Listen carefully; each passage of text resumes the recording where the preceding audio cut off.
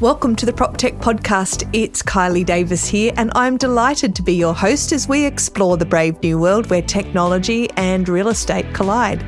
I passionately believe we need to create and grow a sense of community between the innovators and the real estate agents, and sharing our stories is a great way to do that, especially in these crazy times we find ourselves in.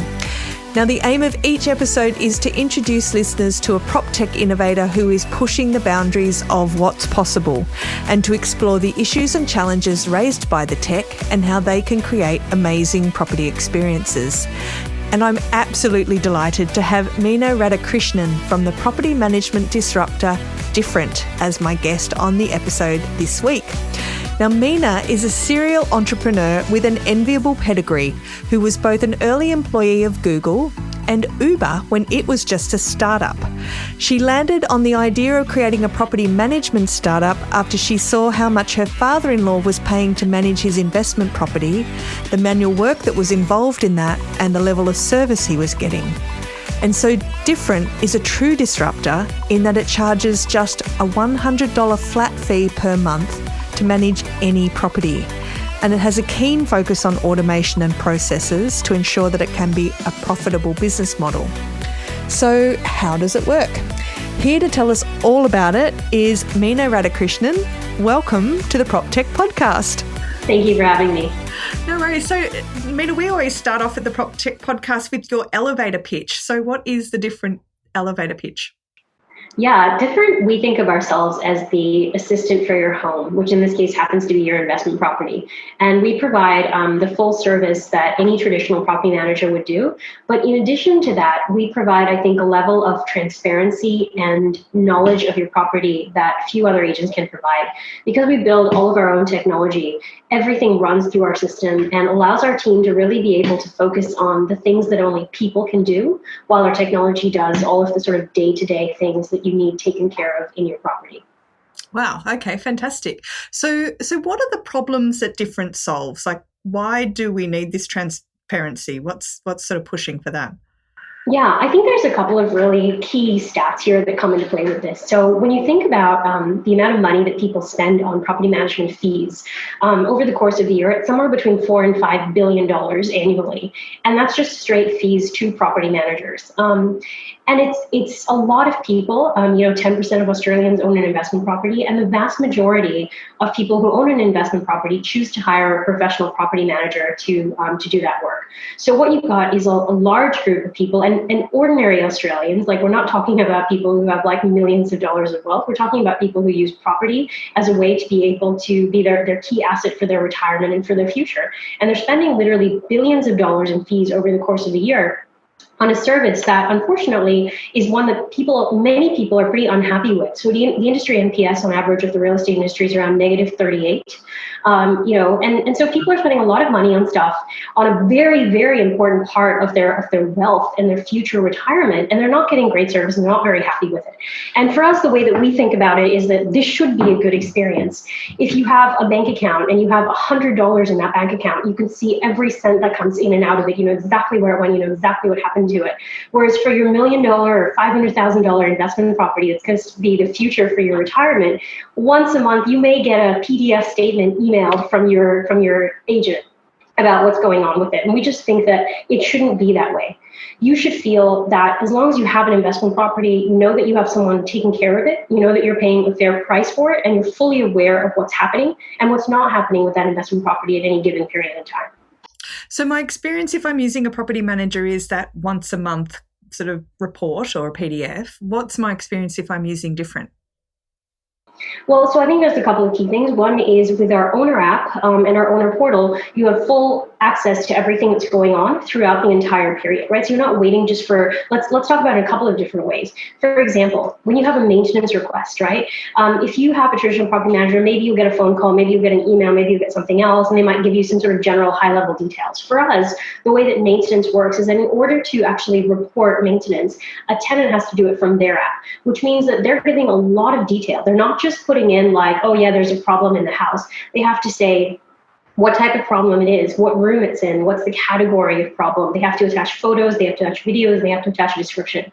And that comes through to us. And so we review it. And so we have pretty full data on like what this actual problem is so that we can evaluate whether or not it's something that you as an owner should actually be thinking about and working on fixing. And if we find, by the way, that there isn't enough information, with one click, we can send it back to the tenant and say, hey, we need more information on these things. So for example, like if it's an appliance issue with the stove, the tenant says, hey, here's the stove model that's there. Here's the serial number. Here are these things. And like they haven't told us which burner is off. Well, we can just tell them that. So when you receive, what happens on your owner app, you receive a push notification letting you know that you've got a new maintenance request that needs to be approved. And now you can see all those same details that we do, what room it's in, what type of problem it is, where are the videos, what's the description, and with one click, you can decide what it is you want to do.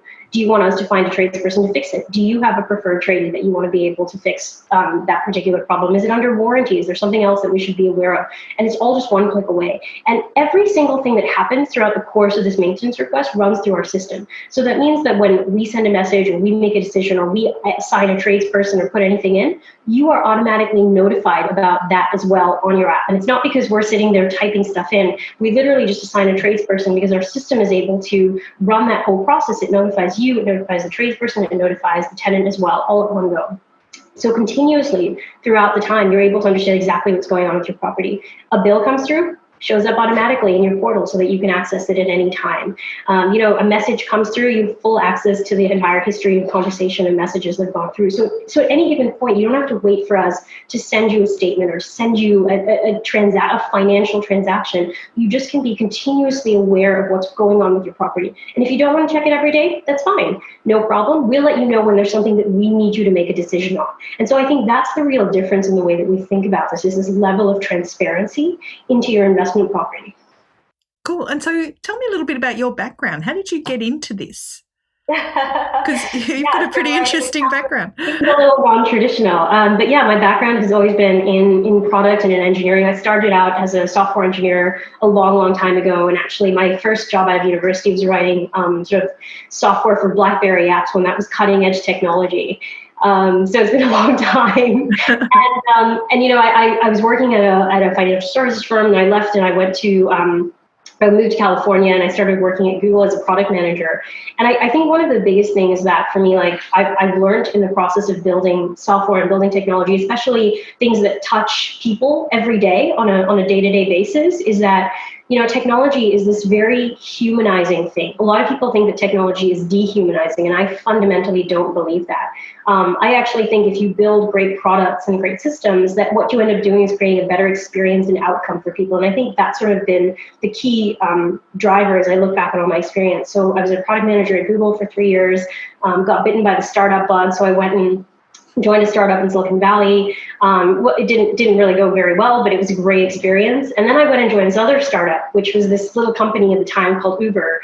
And it was like 20 people. And I was their first product person, and basically was there for about 4 years, and ultimately ran the product team before I left and took a bit of a break to try and figure out what I wanted to do next. And I explored and continued, and I just really love technology and products and building things for people that ultimately make their lives better in some way, shape, or form. And so I did a bunch of, I worked with some venture capital firms on the investment side, and just really wanted to get back into building and creating. And so my husband has a very complementary background to me, and he's actually my co-founder. We're still married, so far so good. Well done. And so we decided, we would love to build something together. And we spent a year kind of thinking about what it is we wanted to do. We had this long document with a list of startup ideas, most of which are really bad. And we came across this one, and it actually was because of my father-in-law, who is, I think like many Australians, he's older, he's retired, and he's got this investment property. And so we were just working with him to make sure his finances were in order. And we're like, what's going on with this investment property? Tell me more about this property manager that you have.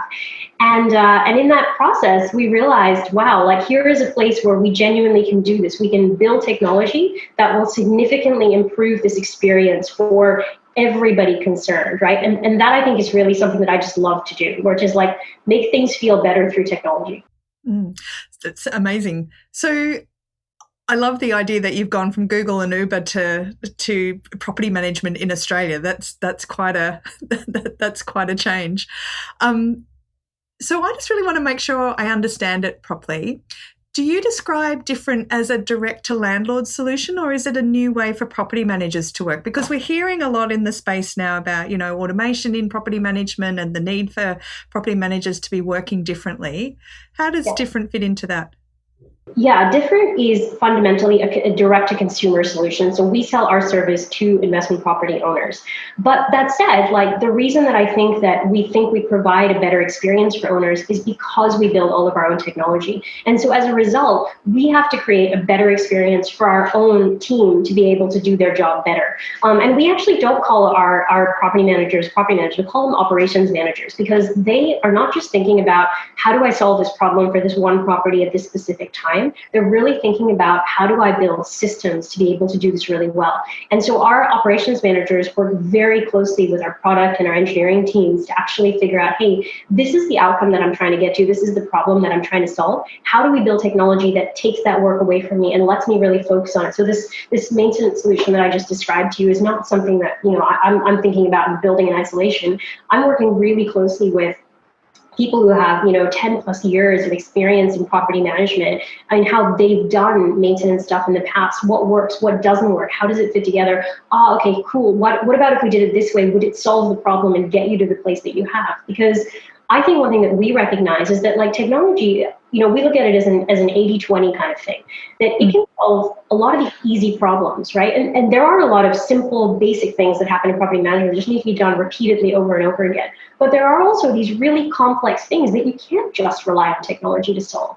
Like, how do we think about this? Like, for example, we had somebody whose tree, there was like this massive storm and the tree fell into the pool. Like, our maintenance system is not going to automatically find somebody who fixes trees and pools, right? Somebody has to step in, chat with the tenants, make sure they're okay, make sure things are in a good place, chat with the owners, let them know what's going on. So, the maintenance system works really well for leaky taps, which are honestly the vast majority of requests. Blocked toilets, blocked sinks, those kinds of things are easy. And so if you don't, as a property manager, have to deal with those really basic things and instead can focus your time on solving problems, well, I think that's what it is. So different at its core is about we sell, we are the caretakers for your investment property. But in order for us to do that job well, we actually have to build a great solution for our team to be able to work to do that job well.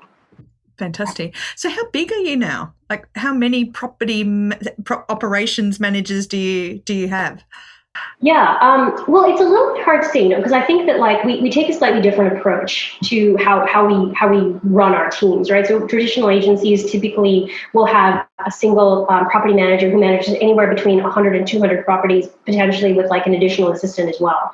The way that we think about it is we have billions of dollars of property under management.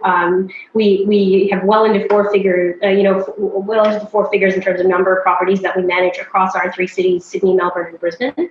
And we actually run it as a team-based approach. And so I think we're very aware of some of the things that can happen, that can go wrong with a team-based approach, which is that you feel like, who do I go to? How do I make sure someone's actually solving the problem, But we try to resolve that in a number of different ways. One is that we don't have, when you reach out to us, right?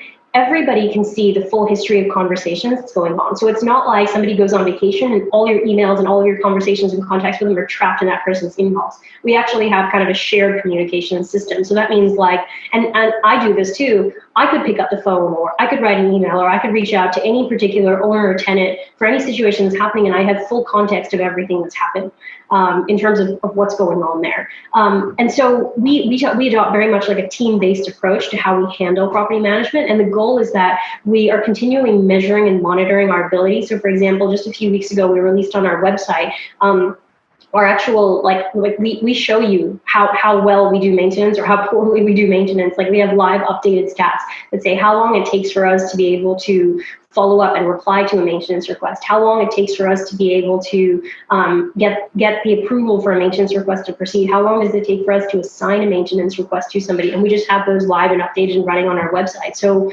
the fact that we use this team-based approach actually really keeps us very honest, because we know what we're doing and what we're not doing, so that we can come back and say, like, hey, you're the team responsible for maintenance. I can see that there are 7 maintenance requests that have been waiting for more than 48 hours. Why is that? What's going on? And anyone can look at that and verify it. And the teams feel very strongly. They have a lot of pride in the way that they do their work, because they want to do their jobs really well. I think we've hired amazing people. And so to give them that insight and that transparency into it, here are the maintenance requests that have been waiting more than 48 hours. You can literally just look at a list at any given time and power through it and make sure that those get resolved. So I think that's the way that we really think about it. As a real estate agent, you need to be doing more content marketing. But creating posts for social media, creating videos and reports is hard work, lots of hard work, and it takes time. So that's why you need HomePrezo. If you're a typical agent posting 1 or 2 social media posts a week, HomePrezo can save you between 75 to 100 hours a year.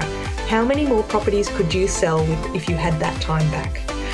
HomePrezo can help you create engaging, informative videos about how the property market in your local suburb is performing.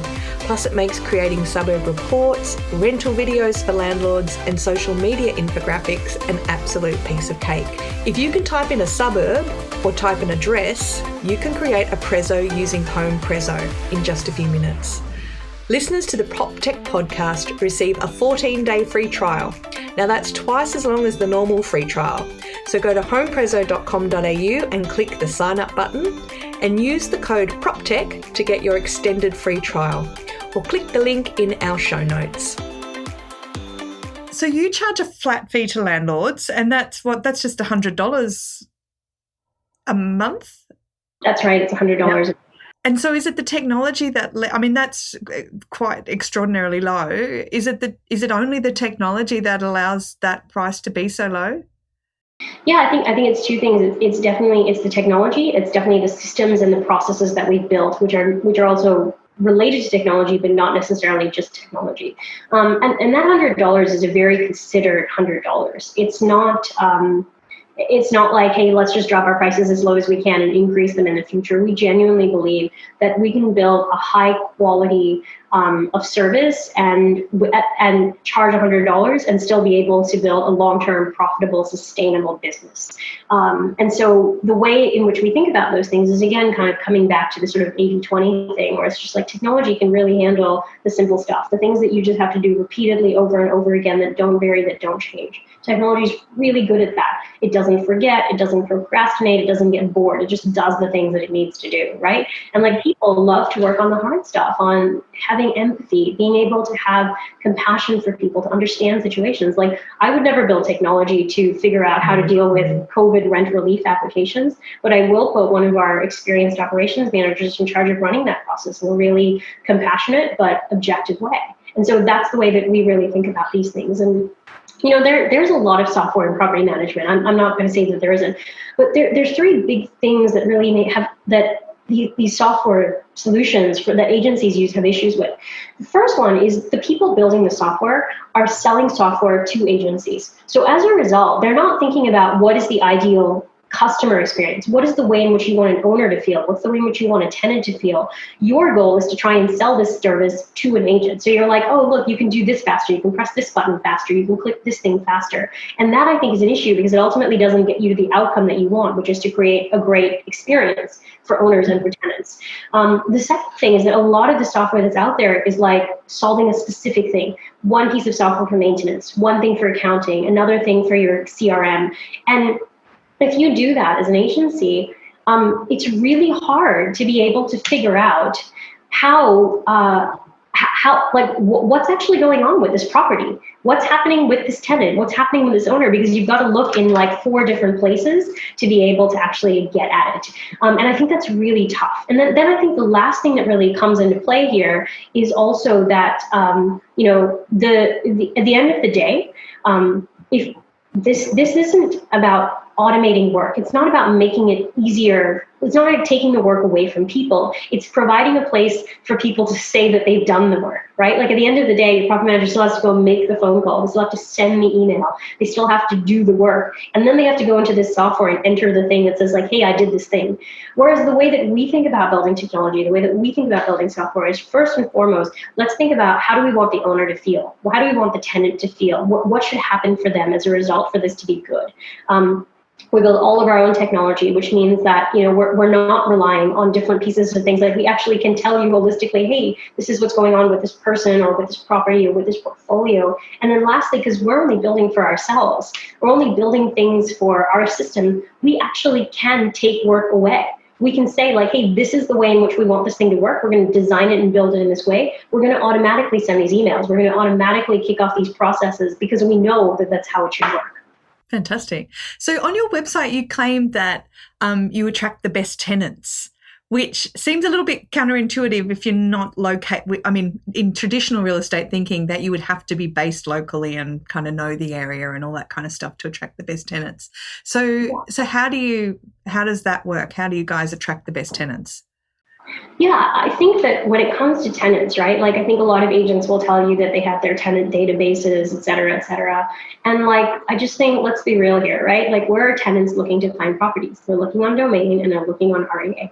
96% of properties are found through domain and REA. So the best possible thing you can do is to make yourself the most attractive listing that you can on domain and REA, which means that we use high quality photos, we use 3D tours, we use floor plans, because like as a tenant, what do you want to know? You want to know, is this property going to work for me? Is it going to fit? So the best thing that we can do is create the best possible listing to make it easy for a tenant to answer the question of, do I want to live in this place? Is this a place that I would like to? The second thing is that it's about following up quickly. It's about responding to inquiries from tenants, and it's about processing applications. And I don't think that you need to be in a specific area to be able to do that. What you need to be able to do is to respond quickly, to follow up, and to provide full information about what's going on. And that, I think, is the best way to lease property.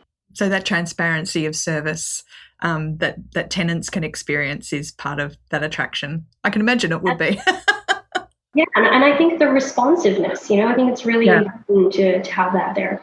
Yeah, because I know that one of the biggest bugbears that tenants have is, response to maintenance. So I'd love to hear some of those numbers. Yeah, so like, for example, I'm looking at the last 7 days.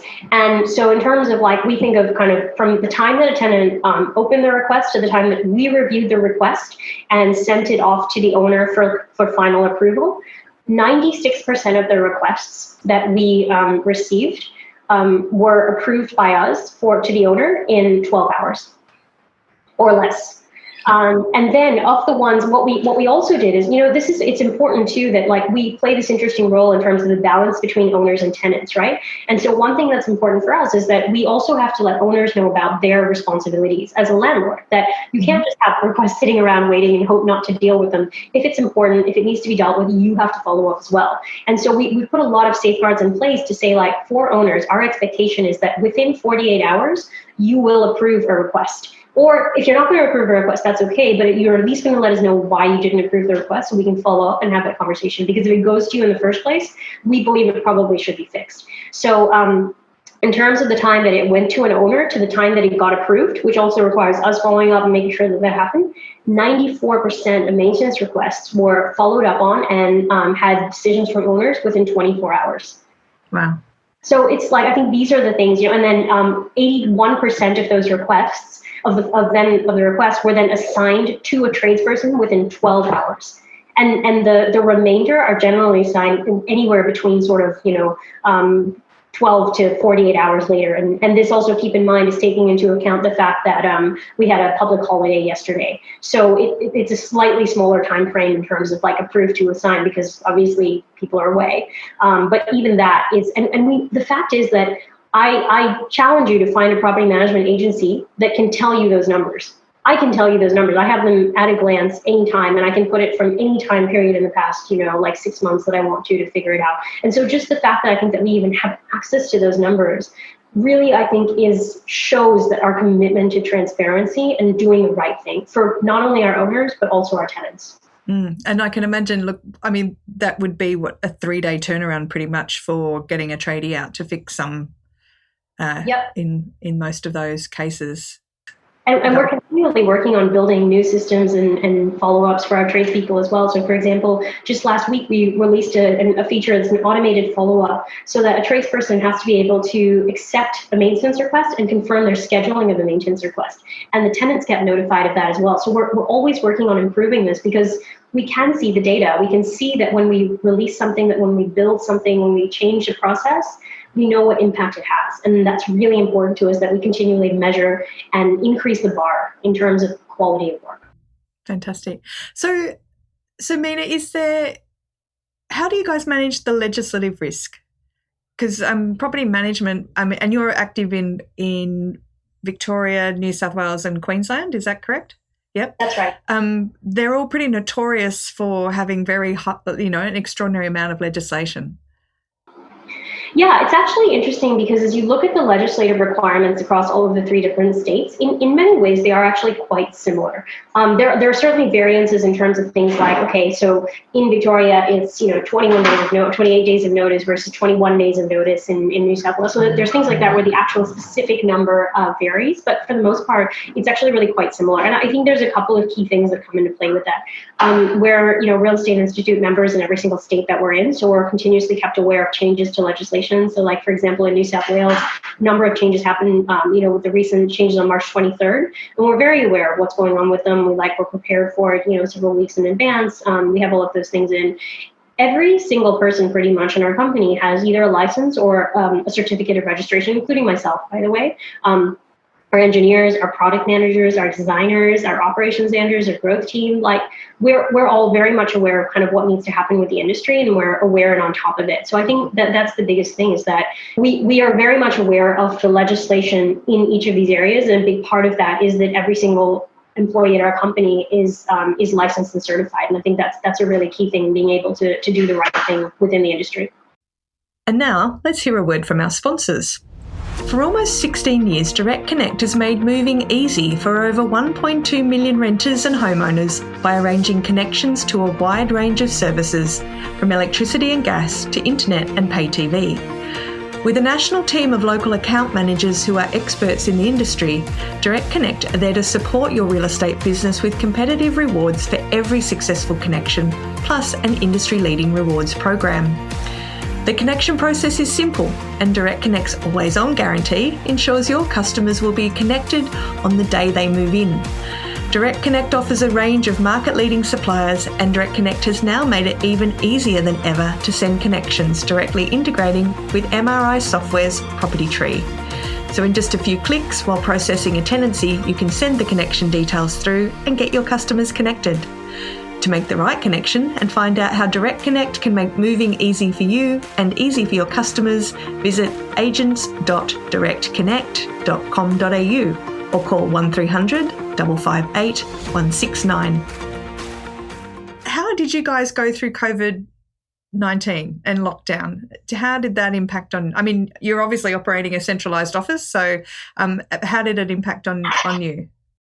Yeah, I think actually, one thing that I'm very proud of is our team in general, the approach that we take towards things is hey, we don't have to do things the same way they've always been done. We can come up with our own new ways of doing things. We're quite an adaptable team. And because of that, in many ways, COVID was just kind of okay, great, we'll so now more people will work from home on some days. But we were on a day-to-day basis in terms of how our business went, it really wasn't a huge change for us at all. We're very used to building out a company where it's hey, we can't always go to the office. We can't always go to the home. We can't always go pick up the keys and walk into somebody or do that. We actually just have to be able to operate from wherever we are to be able to run a business really effectively. And so I think actually in many ways, COVID was kind of validating of that approach to business, which is that you don't have to be in a specific local area in order to be able to do the job well. If you have thousands of properties across Australia, you can't be in every single one of those thousands of properties, but you still need to provide that high quality of service. What do you do? How do you make it work? So I think from a day-to-day basis of running the business, it actually I think really validated our approach of how we work, which is that we build technology for a reason. Technology works from anywhere, anytime, however you want it to be. In terms of practical things that COVID affected, the biggest impact obviously was on leasing, right? Where it's like you have to show people in homes. There's nothing you can do about that. But I think like one thing I'm really proud of with our team is that, I think Scott Morrison announced it like on a 10 p.m. on a Wednesday. By 11:30 p.m. that same night, the team had already come up with a plan of how to do 3D virtual tours using drones, how to build floor plans, how to get that in place. And by the end of the week, the vast majority of properties that we had listings on already had those built into it. They built out a calendaring system to be able to handle open homes, to make sure that only one person was in the property at any time while that was allowed and people were still allowed to go and visit. And I think it's that, they're very open to using tech solutions to be able to solve problems. So yeah, I think on a day-to-day basis, our existing customers have had a really good experience, especially on the leasing side, which is a real challenge. I think that because we were very much on top of responding to rental relief applications for tenants, and just being, again, very transparent with our owners about, here's what we've received, here's what we've done, here's the process that we take, here's the documentation that we ask for. We have some great stories of just like, owners and tenants who have just been very just working through the situation, which is obviously not ideal for anyone. Like we had an owner who was on vacation and with very limited cell phone service, and basically like trekked up to the top of a hill to give us a call, send us an email, let us know like, hey, I think my tenants are going to be having trouble with this. They knew they owned a gym, and they gave them like a $200 a week rent relief credit, without us even asking, unprompted. So I think we just also have been very fortunate to have great tenants and great landlords who just realize like, hey, we've all got to work and deal with the kinds of situations that we have in place here. It's unprecedented. And, it just requires having a certain level of compassion on both sides. Very cool. So how do you guys do regular inspections, tenancy inspections? Yeah, so routine inspections. So I think with property management, there's no question that like there's local services that have to be done. And so we actually have like a field team of local people operating in all these individual areas who go and do the stuff that needs to happen in the houses, open homes, routine inspections, ingoings, outgoings. And they're trained, they're qualified, they have licenses, they have certifications. Many of them are also ex-real estate people as well. And so we run the schedule, we coordinate with them, and they pick it. And as much as possible, we want to have people work in their local area. We don't want them driving like long distances. We want them to say like, okay, great, you live in the eastern suburbs, we'll do everything in the eastern suburbs. And that's kind of how it goes.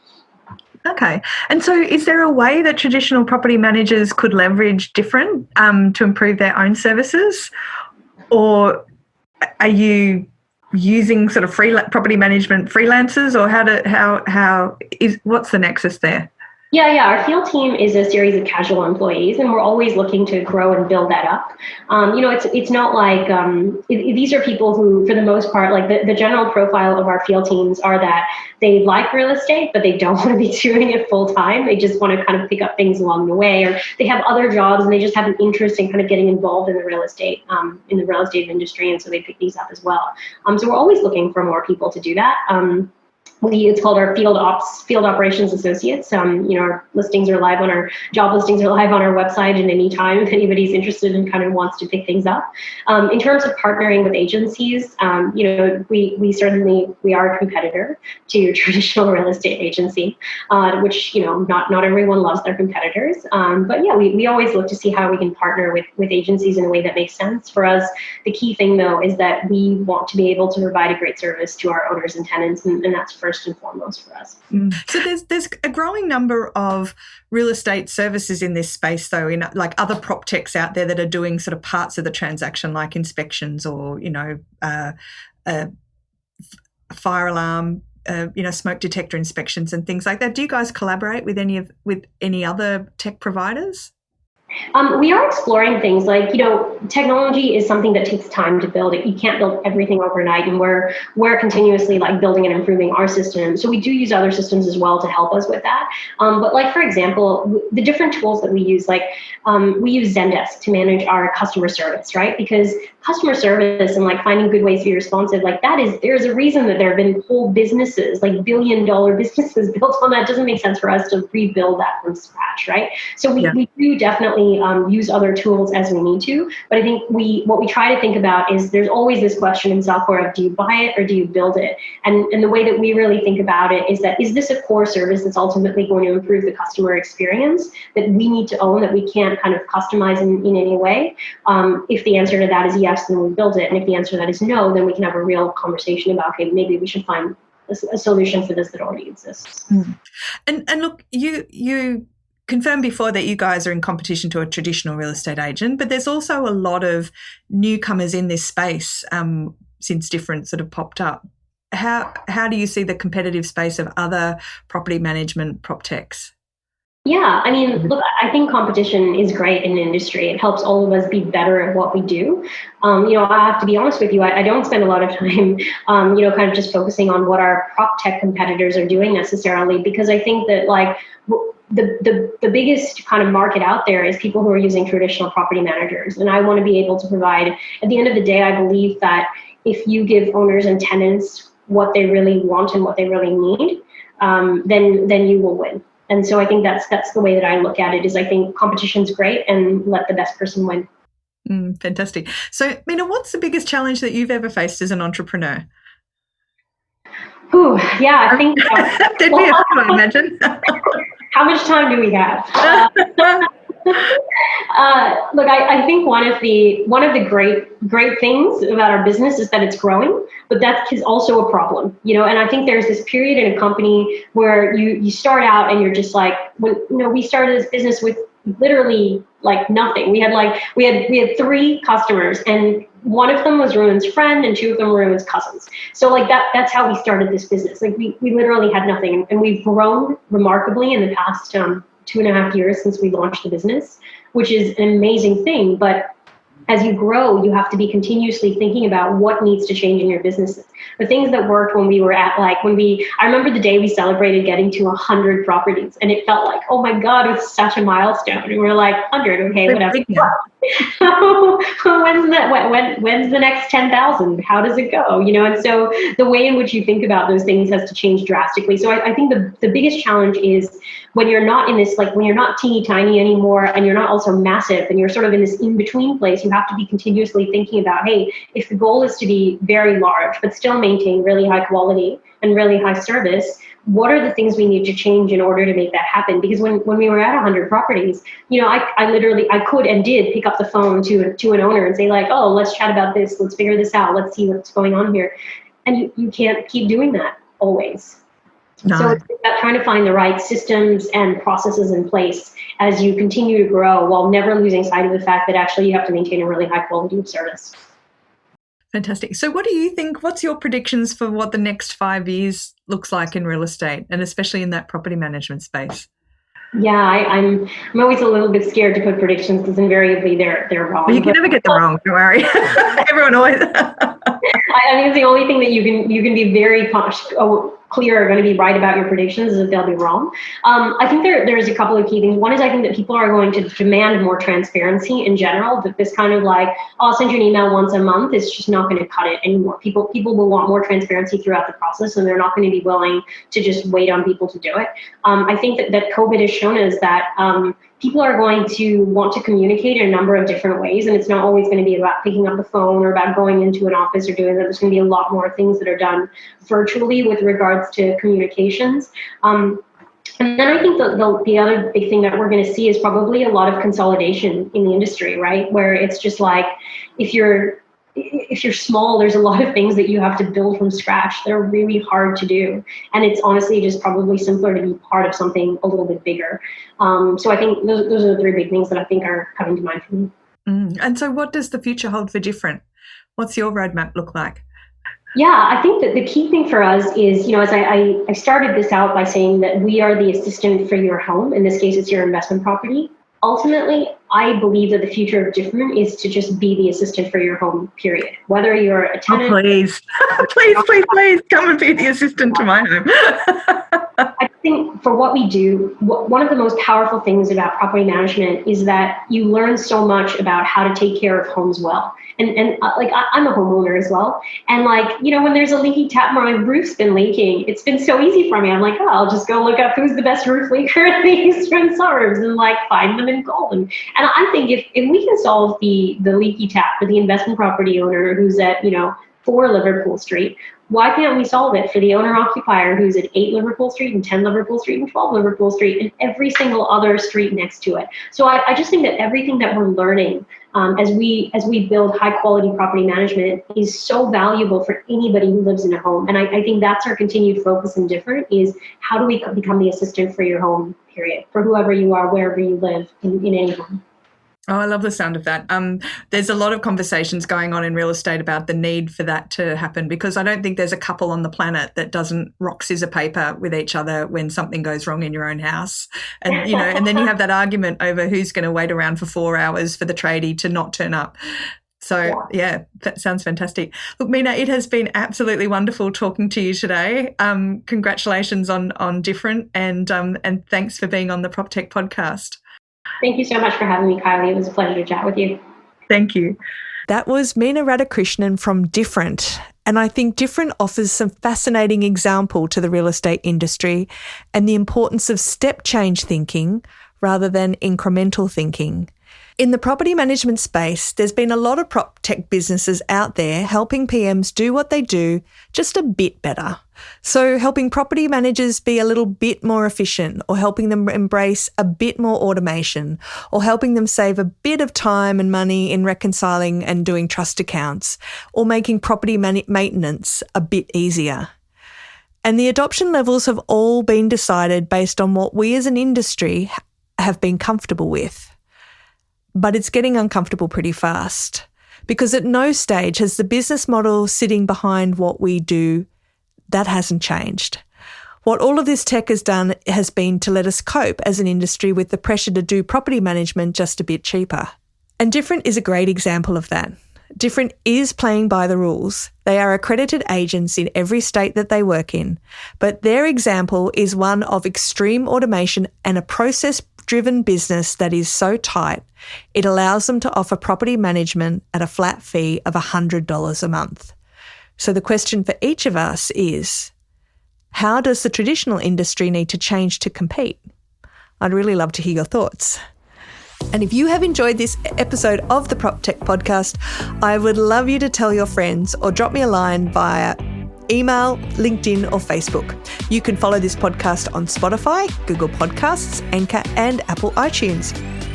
I'd like to thank my audio support, Charlie Hollins, and the fabulous Jill Escudero, and our sponsors, Smidge, official wines of the PropTech community, Direct Connect, making moving easy, and Home Presso, now part of ActivePipe and making email marketing easier than ever before.